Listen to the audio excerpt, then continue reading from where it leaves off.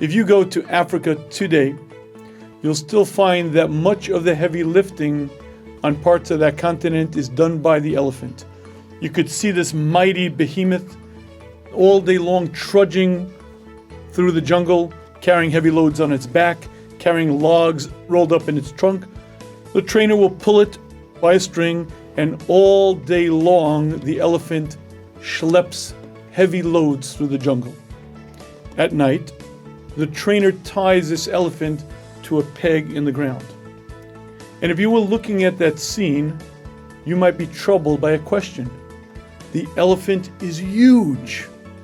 The peg is not that deep, and the rope isn't that strong. The question that you might ask is, why doesn't the elephant just escape? Why doesn't it break out, go into the jungle, forage, eat, do whatever it wants?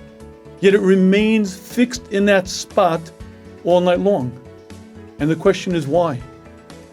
And the reason is because when the elephant is born, it weighs about 250 pounds, and the trainer ties it from day one to a peg in the ground.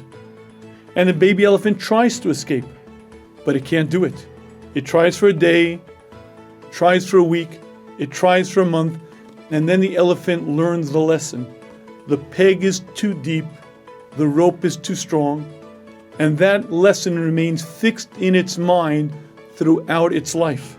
Even when it grows to its full maturity, when it weighs 14,000 pounds, when it can plow through a cement wall like it's paper, it remains fixed to that peg in the ground because in its limited understanding it can't escape, hence it's kept exactly in check. I believe that that's an apt parable for many people. Many people don't become a fraction of what they could be. Not because they don't have talents, not because they don't have abilities, but because they have these limiting beliefs.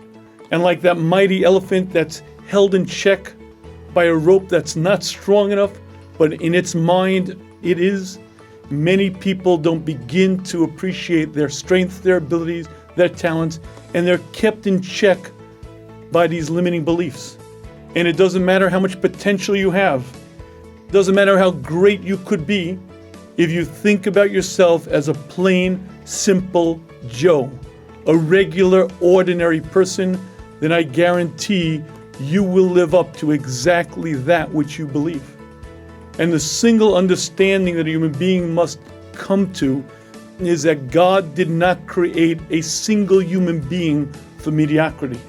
God put us on this planet, gave each of us strengths, abilities, talents, and we're supposed to reach for the stars, set our sights high, and recognize I have limitations, but I also have tremendous capacities and abilities, and I have to break away from those limiting beliefs, break out of the shackles, not be kept in check because of other people's understandings of who I could be.